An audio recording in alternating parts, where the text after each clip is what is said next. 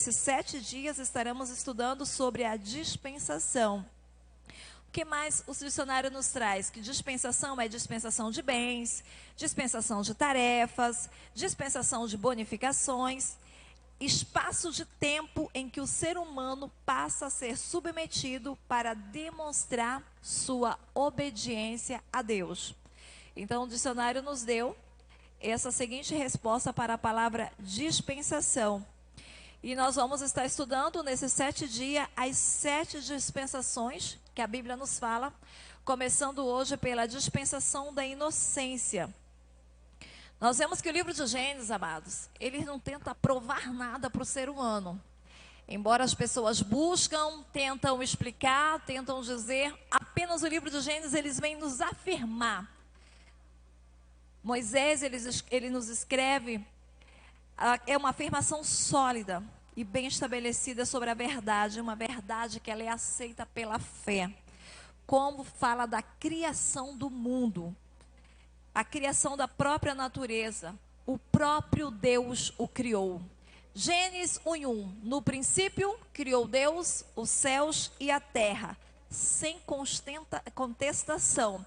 Por mais que se levante elementos tentando provar ou dizer como veio o mundo, que foi de uma explosão, nós que já estudamos em livros históricos, tenta nos passar que veio do Big Bang, de uma explosão, veio disso, veio daquilo, nós ficamos com a palavra de Deus.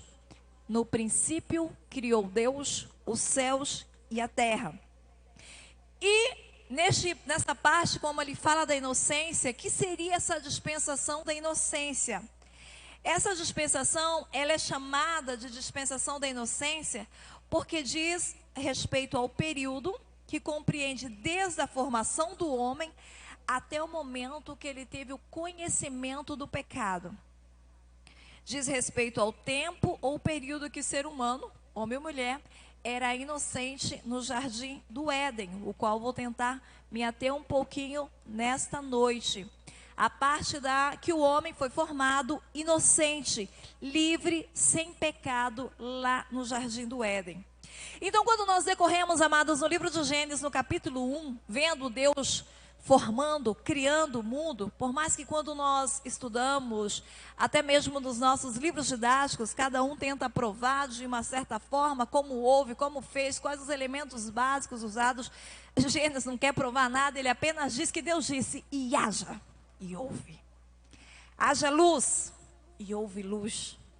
É o nosso Deus, é coisa aceita pela fé, e nós aceitamos o que a palavra de Deus nos revela. Primeiro, quando Deus criou os céus e a terra, a Bíblia diz que o quê? A terra era sem forma e vazia. O Espírito de Deus se movia sobre a face das águas.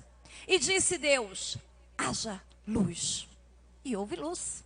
Deus apenas disse. E Deus vai dizendo, Deus chamou, Deus viu que a luz era boa, e Deus chamou a luz dia, e Deus vai criando. Ou melhor dizendo, Deus vai chamando a existência. Os elementos, Deus vai chamando a existência. E assim Deus fez. E Deus disse, haja uma expansão no meio das águas. E assim houve separação entre as águas. E Deus disse, nós vamos só estar relembrando aqui, porque eu sei que o livro de Gênesis, para os estudiosos, para você que nos ouve nessa noite, acredito que você já leu. E Deus disse, Deus chamou a porção seca, a terra, expansão água, mares. E Deus mandou que a terra produzisse erva verde, árvore frutífera. E Deus disse, haja luminares na expansão dos céus para haver separação entre o dia e a noite. E o luminar maior foi para o dia, que nós conhecemos o sol, luminar menor para a noite, que é a lua. E assim Deus foi chamando a existência até o 6º dia. Melhor dizendo, até o 5º dia. Mas o versículo 26... dá para entendermos que Deus faz uma reunião com a Trindade. Porque Deus diz, façamos. Ele não diz, haja. Ele não diz, eu vou fazer. Ele diz, façamos o homem à nossa imagem, conforme a nossa semelhança. Aleluia.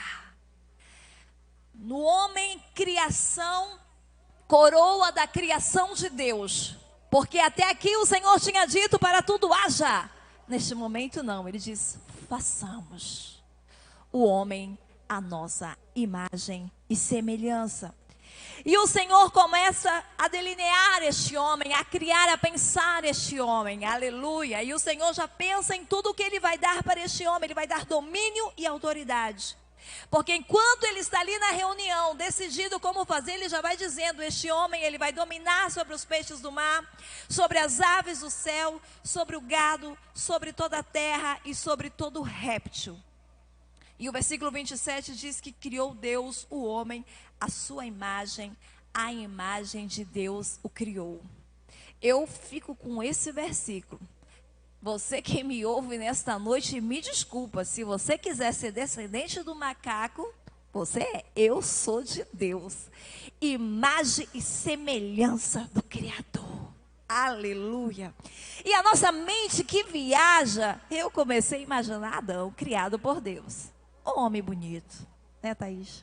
Esse homem era perfeito, inocente, não tinha pecado, porque a nossa natureza humana, por mais que nós admiramos o belo, mas a nossa natureza humana ela é decaída. Agora você imagina aquele homem criado por Deus. Nós mulheres brincamos, ai, a minha pele de pêssego, mas imagina a pele de Adão, né? Gente, Adão era perfeito. Primeiro ser humano criado pelo Senhor. Deus criou Adão perfeito, Adão sem dor, aquele homem perfeito, sem dor, puro, inocente. E a Bíblia começa a nos dizer, no capítulo 2, dando sequência. Interessante que aqui ele disse tudo como veio a existir a natureza. Mas no capítulo 2 ele faz questão de explicar como veio o homem. Como ele foi criado, não foi criado da obra por acaso. Não foi criado disso, transformado disso, evoluído disso, não. A Bíblia diz, e formou Deus o homem do pó da terra. Então até o momento Deus tinha chamado a existência. Neste momento, na nossa pequenez humana, a gente começa a imaginar o Todo-Poderoso se abaixando a terra, se ajoelhando ao pó e pegando pó para fazer o boneco. E ele começa a delinear tudo perfeito, o seu nariz, a sua boca, os seus olhos. E ele vai fazendo o homem, a Bíblia diz que ele termina ali, está o homem, aquele boneco no pó da terra, esculpido. E formou o Senhor Deus o homem do pó da terra. Está o boneco ali inerte, formado pelo Criador. Lindo, perfeito, obra das mãos do Criador. Mas neste momento ele soprou em suas narizes. Espírito, colocou o espírito dentro do homem. E o fôlego da vida. E o homem foi feito alma vivente. Aleluia. Ali está a tricotomia do humana. O Senhor Deus formou o homem do pó da terra, corpo, e lhe deu o espírito de vida, que é o espírito e a alma vivente, espírito e alma.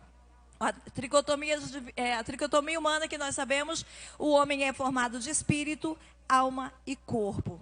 Espírito e alma, nós temos até uma aula da escola dominical, né, que são juntas, mas a palavra de Deus, ela consegue diferenciar, porque a palavra de Deus, ela diz, porque a palavra de Deus, ela é viva e eficaz e mais penetrante do que espada alguma de dois gumes, que penetra até a divisão da alma e do espírito. A palavra de Deus, ela consegue dividir a alma e o espírito. Ela penetra no coração do homem até a alma, o espírito. E ela é apta para discernir os pensamentos e intenções do coração. Porque, segundo estudos, o homem ele foi criado com arbítrio, com a capacidade do quê? Para pensar, e é o intelecto. Sentir, que é a emoção, e escolher, que é a vontade. Essa é a tricotomia do homem. Mas continuando aqui na criação, amados, na beleza e na grandeza do Senhor, Deus já tinha feito a terra, já tinha criado animais, já tinha feito tudo, aí Ele cria o homem. Quando Deus formou o homem, lhe dá autoridade nas mãos desse homem, lhe dá autoridade para que ele domine os peixes do mar, as aves do céu, sobre o gado, sobre todo o réptil que se move sobre a terra. Deus dá autoridade para esse homem. Não bastando isso, agora Deus decide plantar um jardim para este homem. Você lê na Bíblia, enquanto eu estudava, já existia a terra, já existiam os peixes, já existia tudo, mas Deus disse: agora eu vou plantar um jardim para este homem. Você vê na sequência do versículo 7, e formou o Senhor Deus o homem do pó da terra, e soprou em suas narizes o fôlego de vida, e o homem foi feito alma vivente. 8, e plantou o Senhor Deus um jardim no Éden, da banda do Oriente, e pôs ali o homem que tinha formado. Deus planejou. Você não é obra do acaso. Deus planejou quando fez o homem. Eu não vou deixar o homem ir ao léu. Eu não vou deixar o homem ir ser destino para ter para onde ir, pensar que foi feito e foi largado. Não. Deus planejou e Ele criou ali um jardim para o homem. E quando nós começamos a imaginar esse jardim, o que é o jardim? Encanto. O que você pode trazer para a palavra jardim? Delícias. Lugar perfeito. Era um lugar agradável. Era um lugar protegido. Era um lugar que tinha água, tinha beleza. E o melhor, era o lugar que o homem desfrutava da companhia de Deus. Será que tinha melhor lugar do que este para o homem? Aleluia, que Deus criou. Era o lugar que todos os dias Deus, o Todo-Poderoso, descia para falar com o homem. E Adão se encontra no meio deste jardim, formado, puro, santo, com liberdade e com autoridade na sua mão. Ele foi feito para dominar.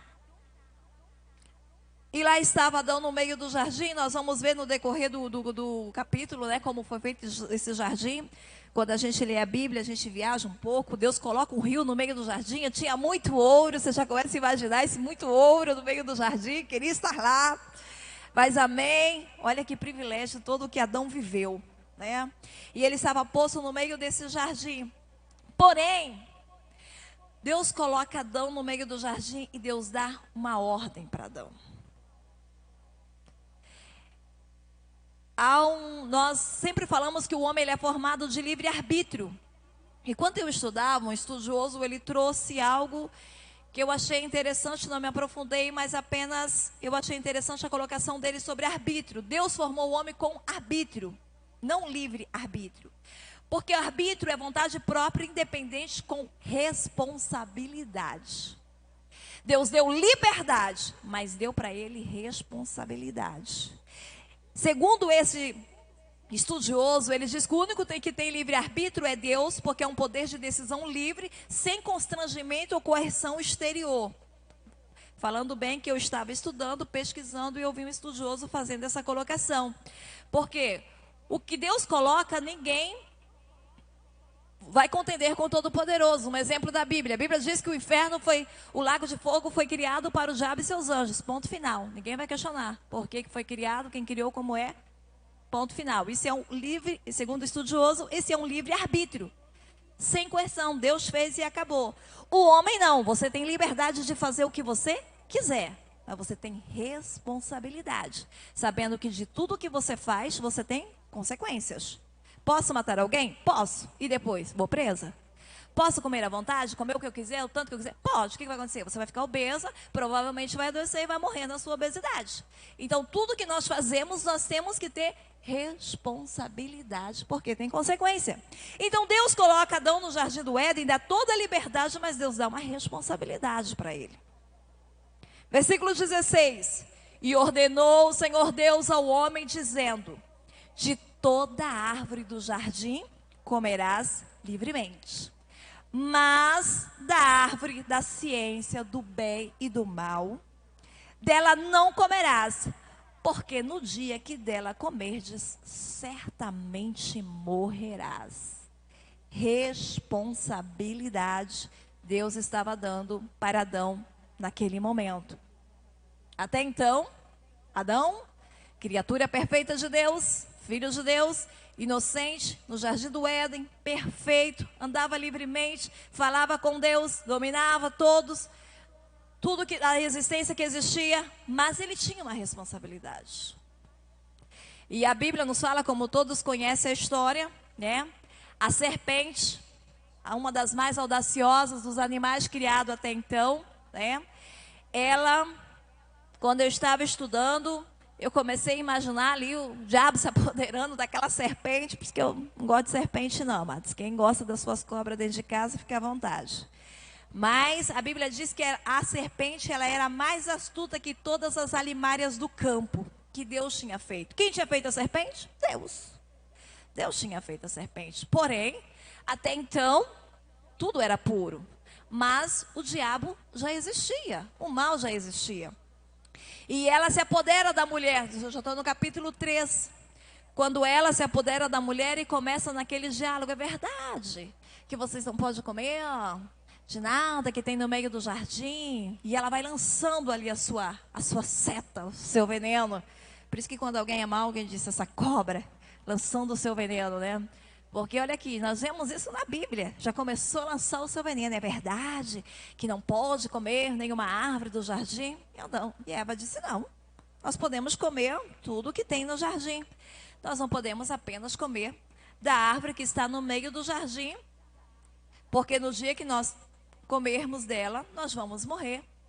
E a serpente disse, não, boba. E a gente começa a conjecturar, né? Não, boba, que isso? Pode comer livremente, pode comer o que vocês quiserem. Sabe por que Deus disse isso para você não comer? Porque, olha, no dia que você comer, você vai se tornar igualmente a Deus, com conhecimento do bem e do mal. E o homem, amados, ele, às vezes quando nós lemos a história, a gente fica com raiva de Eva, de Adão. Por que pecou? Por que fez isso? E eu ouvi um estudioso falando, e eu achei bem interessante, ele diz, até a palavra nos diz, quem está em pé, cuide para que não caia. Se Adão não tivesse pecado, mas no decorrer da humanidade, olha, eu acho que algum ia ceder. Por quê? O ser humano, ele é curioso. O ser humano não é um igual ao outro. Na minha casa, hoje eu tenho 4 crianças. E você observa que tem uns que são mais curiosos que o outro. Tem uns que quer pegar aquilo que não pode, o escondido, o guardado, quer saber por quê, sempre tem o mais. Então, quando nós olhamos, é muito fácil nós acusarmos Adão ou Eva por ter cedido. Mas será que se nós passássemos lá pelo jardim, qual teria sido a nossa reação, visto aquele fruto diante dos nossos olhos? Que muitos, nós não vamos entrar nesse detalhe, mas muitos têm dito algo do fruto que, se você ler a Bíblia, não é e não tem nada a ver. Mas havia um fruto no meio do jardim e era agradável aos olhos. A Bíblia diz fruto, vamos ficar com a palavra. Havia um fruto no meio do jardim e ele era agradável aos olhos. E a serpente já tinha lançado o seu veneno. Eva, vendo que era boa, que o fruto era agradável, era bom, disse, rapaz, vamos comer. Quem sabe vamos nos tornar como Deus. Aí ele caiu na concupiscência dos olhos. Voltando um pouquinho atrás, eu falando desse estudioso, ele falando sobre a gente nunca acusar alguém, porque quantas vezes, quando a palavra de Deus nos diz, quando está alguém de pé, cuide para que você não caia, porque tem vezes que Deus nos permite passar por certas circunstâncias para nós nunca julgarmos o nosso irmão, para vermos que quem nos segura de pé é a graça de Deus, e não porque somos bons. É muito fácil, vamos colocar na nossa igreja, nós temos o costume da disciplina quando alguém erra, e você está lá do banco e você murmurar, que irmão fraco, não aguenta isso, não julgue. Não julgue, porque há momentos que Deus pode te permitir passar pela mesma situação, para que você saiba e entenda que quem te sustenta de pé é a graça de Deus. Não é porque você é bonzinho, porque você merece, porque você é forte, que não é não. É a graça de Deus. Então, mas voltando aqui para o nosso texto, o que levou Adão e Eva a pecar foi a concupiscência dos olhos. Ao ver que o fruto era bom, que o fruto era bonito, eles tomaram o fruto e comeram. Amados, neste momento a Bíblia nos diz que primeiro Eva comeu. Há uma versão que diz assim: e ela deu ao seu marido que estava com ela. E ele também comeu. São versões, tá? Versões de Bíblia.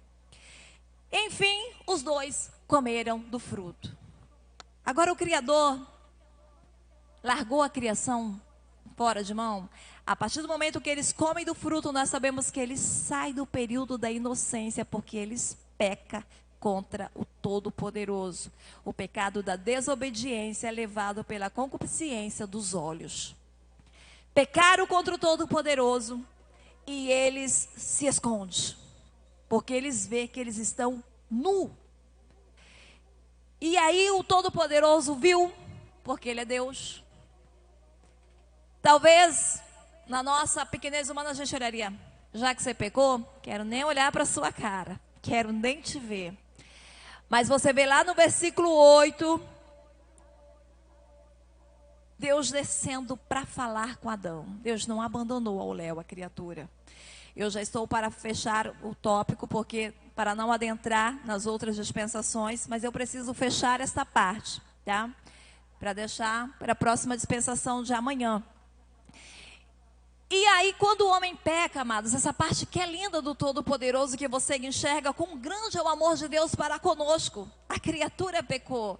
Deus não fechou os olhos, virou as costas para a humanidade. No mesmo dia, no mesmo horário que Deus descia todos os dias no jardim do Éden para falar com Adão, naquele dia, talvez com seu coração triste, Deus estava triste, mas Ele veio. Ele veio. Lidiane, quando eu comecei a ler este texto, eu comecei imaginando Deus descendo no jardim do Éden, dizendo: Adão, Adão, meu filho, onde você está? Adão, meu filho, o que aconteceu? São conjecturas humanas, mas a Bíblia nos permite viajar, imaginar Deus que é Espírito, Deus que é o Criador de todas as coisas. Adão, o que você fez, Adão? É uma palavra que eu tenho para você nessa noite que me ouve. Talvez você pecou diante do Todo-Poderoso, mas Ele não se escondeu de você. Quantas vezes nós dizemos assim: Deus virou as costas? Não, Deus está descendo no mesmo horário, no mesmo dia, no mesmo lugar, te chamando pelo teu nome. Adão, quem resiste à voz do Todo-Poderoso? Aleluia. Senhor, olha Adão respondendo lá de trás, escondido: Senhor, eu estou aqui. O que aconteceu, Adão? Ah, Deus, eu não sei, mas quando eu ouvi a tua voz, o meu corpo já não é mais aquele. Eu não sei, Senhor, mas a tua voz, ela ecoou diferente. Eu estava nu, Senhor. Adão, o Senhor dizendo: Adão, onde tu estás? Senhor, quando eu ouvi a tua voz, eu temi, porque eu estava nu. Mas Adão, quem te disse que você estava nu? Voz da consciência. Voz da consciência. Nós sabemos, amado, Deus colocou dentro de nós, conforme nós colocamos aqui, o espírito, a alma, a tricotomia, porque nós somos feitos, nós temos capacidade de pensar, intelecto, sentir emoção, escolher vontade. Nós sabemos quando nós entristecemos o Todo-Poderoso. Dentro de nós há algo chamado consciência. Nós sabemos quando falhamos. Mas nessa noite, você que me ouve, se você sente dentro de você essa tristeza do pecado, há um caminho. Não é de correr, não é de desistir, não é de se esconder, não é de se esconder atrás de alguém ou de qualquer situação, mas dizer: Senhor, eu temi, mas eu estou aqui. Eu errei, mas eu estou aqui. Eu fiquei com medo, Senhor, mas eu estou aqui. E o Senhor continua aquele diálogo com Adão dizendo: quem disseste? Quem te mostrou que tu estavas nu? comeste tu da árvore de que eu te ordenei que não comesses? Aí vem aquela história que até hoje reina no meio de nós, né? Sempre queremos escolher uma Eva para culpá-la. Dificilmente nós conseguimos admitir os nossos erros. Não, eu errei porque o irmãozinho, parei de ir para a igreja porque o irmão não falou comigo. Eu parei de ofertar porque isso, eu parei de isso por causa disso. Nós nunca assumimos os nossos erros. Até hoje a Eva reina dentro de nós. Dificilmente a gente, lá em casa nós temos tentado colocar essa disciplina. Assuma teu erro. Não culpe o Albe, assuma teu erro. Mas esse Adão sempre está dentro de nós, né? Não, Senhor, foi a mulher que tu me deste. Mas o Senhor tratou com a mulher, tratou com a serpente. E o Senhor Deus também tratou com Adão. Mas para fechar, Deus não deixou a criatura ao léu. No momento do pecado, Deus fez a maior promessa para a humanidade. Aleluia. Gênesis 3:15, porém a inimizade entre ti e a mulher e a tua semente. Esta te ferirás a cabeça e tu lhe ferirás o calcanhar. Que foi e é a nossa maior promessa, que vai estar vindo nas outras dispensações, que foi o perdão estendido para toda a humanidade. Mas só fechando essa parte da inocência, amados, foi triste para o homem sair deste período, dessa dispensação da inocência. Por mais que nós vamos ver nas decorrer das demais como o Senhor reata esta aliança com o homem, mas naquele momento a terra tornou-se maldita por causa do homem. A Bíblia diz, Deus estava dizendo, maldita é a terra por causa de ti. Ele levou uma culpa muito grande. Com dor comerás dela todos os dias da tua vida. E Deus tira Adão lá daquele lugar de delícias, de encanto, de beleza do jardim do Éden e coloca para fora. Fechando aí o período da inocência. Foi triste, amados, foi triste para o homem ter aberto este leque para o pecado, mas graças a Deus que o Senhor enviou socorro, e hoje nós estamos nesse período que alguém vai estar falando que é o período da graça, mas para finalizar a palavra que eu tenho para você nesta noite, o homem pecou, sim, o homem era a criação da coroa de Deus, a Bíblia diz, todos pecaram, e destituídos foram da glória de Deus. Mas aí Jesus veio, ele nos diz, mas a todos quantos o receberem, aleluia, deu-lhes o poder de serem feitos filhos de Deus. O primeiro homem pecou, que foi Adão, mas veio o segundo homem, alma vivente, que foi feito sem pecado, que está entre nós, com poder para perdoar pecados. E nessa noite eu te digo, não importa qual seja o teu pecado, apenas entrega a sua vida ao Senhor. Aleluia, não importando o tamanho, não importando o passado, não importando o que fez, há um Jesus que te ama e pode perdoar todos os teus pecados, amém? Que Deus em Cristo vos abençoe, e eu agradeço a minha oportunidade nesta noite, em nome de Jesus. Vamos ficar de pés para fazermos uma oração, que aqui finalizou o período da inocência. Trouxemos algo meio rápido, claro que é bem profundo, se você for buscar, né? Muitos teólogos, cada um com seus conhecimentos, mas ficamos mais só com uma palavra. Vamos orar então nessa noite, porque a graça de Deus tem nos alcançado, amém, aleluia, Senhor Jesus. Obrigada, meu Deus, por mais esta oportunidade. Obrigada, Senhor, não porque Adão pecou, mas porque o Senhor teve um plano perfeito para nos alcançar. E nos deu a oportunidade mais uma vez de vivermos nessa dispensação, hoje chamada dispensação da graça. E de colocar em nossos corações a certeza da tua palavra, aleluia. Que se tão somente confiarmos, acreditarmos e obedecermos ao Senhor, há um lugar, há um jardim perfeito no céu que nos espera. Que possamos continuar firme nessa promessa. Senhor, nos guarda do mal, nos livra da serpente, com as suas mesmas artimanhas, lançando setas, planos, Senhor, para nos derrubar, armando, arquitetando contra os meus irmãos, contra esta vida que me ouve nesta noite. Que seja repreendido, caia por terra toda armadilha do inferno, tudo que o inimigo tem lançado contra a tua vida. Tem dito que não há mais jeito, tem jeito sim. E se você acreditar, há um céu para a tua vida, aleluia.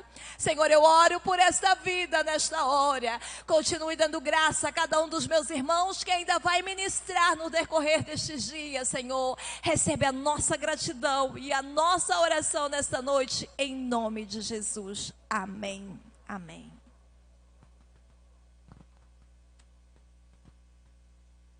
Graças a Deus. Obrigado, irmã Edna. Louvado seja o Senhor. Estamos aqui concluindo a primeira palestra, a primeira meditação sobre o tema, a dispensação da inocência. Glória a Deus. Quero agradecer ao meu Deus pela vida da irmã Edna, que trouxe essa palavra dentro daquilo que Deus tem colocado ao seu coração. Queridos, nós, no decorrer dessa semana, nós vamos estudar o que já passou, muita coisa que já passou, o que nós estamos vivendo e o que virá pela frente ainda. Porque a conclusão é a dispensação do reino, está bem pela frente. Mas eu quero convidar você para sempre estar conosco esses dias. A meditação sempre vai ser de 8 horas, 8h15 em diante. Nós teremos um período de oração e vamos cantar uns hinos, mas a meditação vai gerar em torno de 8h10 para ir para frente, que nós estaremos entrando no ar para trazer algum hino e a meditação da palavra do Senhor Jesus. Sabendo, queridos, diante de tudo que a irmã Edna colocou, que se havia uma coisa que Adão e Eva tinham, era um lugar onde eles podiam morar. Era um lugar onde eles habitavam. E por coincidência, hoje, irmã Edna, nós estudamos na escola dominical, está em Cristo, né? Está em Cristo. Eles estavam no jardim. Me parece que no jardim, queridos, pelo que a gente percebe dentro da Bíblia, no jardim havia mais responsabilidade do que fora do jardim. A responsabilidade ela era bem mais severa do que fora do jardim. Porque fora do jardim foi dado algumas tarefas para eles. Mas no jardim tinha uma responsabilidade de vencer o eu, de vencer a si próprio. E eu digo sempre para as pessoas, nós não perdemos para o futebol, nós não perdemos para a cerveja, nós não perdemos para o cigarro, nós não perdemos para nada disso, a gente perde para nós mesmos. São os nossos desejos que nos destroem, são a nossa vontade que nos destrói, são os desejos que há dentro de nós que vai destruindo cada um de nós. Mas graças a Deus, como a Edna colocou, Deus nos deu a oportunidade na plenitude dos tempos de retornar ao jardim. Há uma coisa, queridos, que tem me despertado ultimamente, é sobre jardim. Eu creio que tem muita coisa para nós estudarmos sobre jardim, aprendermos, mergulhar sobre jardim que ainda nós não ouvimos, que ainda nós não conhecemos sobre jardim, porque há muita profundidade nisso. Me parece que o jardim hoje está em Cristo, o estar em Cristo é remetido novamente àquela posição de estar no jardim. A Bíblia vai dizer em algum lugar, aleluia, dos profetas, que ele, Jesus, profetizando sobre ele, ele é o lírio dos vales. Lírios se encontram em jardim. Ele é a rosa. Rosa se encontra no jardim. Então, estar hoje em Cristo é poder estar no jardim. Aí você pode perguntar para mim, pastor, e a responsabilidade de estar no jardim? Eu comecei dizendo que no jardim existe mais responsabilidade do que fora do jardim. Quando você está lá no mundo, você não tem responsabilidade nenhuma. Mas quando você está em Cristo, a responsabilidade ela é muito grande. eu e você, que estamos em Cristo, que estamos no jardim, a nossa responsabilidade é muito maior. Coloque isso na sua mente. Amanhã nós estaremos ouvindo sobre a dispensação da consciência. Termina o período da inocência e nós vamos ouvir sobre a dispensação da consciência. Essa consciência que existe tanta coisa dentro dela, que existe tantos conflitos que veio trazendo e que hoje a humanidade está emaranhada, está presa dentro exatamente dessa dispensação que começou com a queda. Mas amanhã nós estaremos ouvindo alguma coisa sobre isso. Vamos cantar mais um hino? Vamos cantar mais um hino, Dani? E aí depois nós vamos encerrar, orando, encerrando, agradecendo você pela sua preferência de estar nos assistindo, você que vai assistir posteriormente esse vídeo. Deus te abençoe, Deus te guarde, que você possa crescer. E esse aqui é apenas um começo, que Deus possa aguçar na tua vida a vontade de crescimento diante desse tema. Deus te abençoe. Vamos ouvir mais um louvor, depois nós vamos orar encerrando, dando os avisos e orar.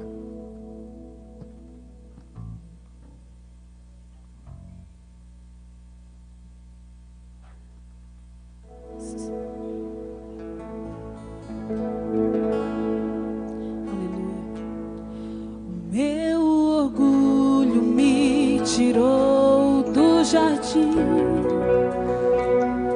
sua humildade colocou o jardim em mim. Se eu vender tudo que tenho em troca do amor, eu falharia.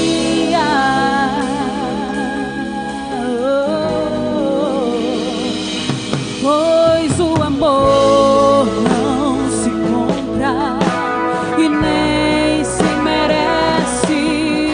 O amor se ganha, de graça o recebes. Eu quero conhecer Jesus. Eu quero conhecer Jesus. Eu quero conhecer Jesus. Eu quero conhecer Jesus. O meu amado é o mais belo entre milhares e milhares. O meu amado é o mais belo entre milhares e milhares. O meu orgulho me tirou do jardim, sua humildade colocou jardim em mim. E se eu vender tudo que eu tenho em troca do amor, eu falharia. Pois o amor não se compra e nem se merece. O amor se ganha e de graça o recebes. Eu quero conhecer Jesus. Eu quero conhecer Jesus e ser achado nele. Jesus, eu quero conhecer Jesus. O meu amado é o mais belo entre milhares e milhares. O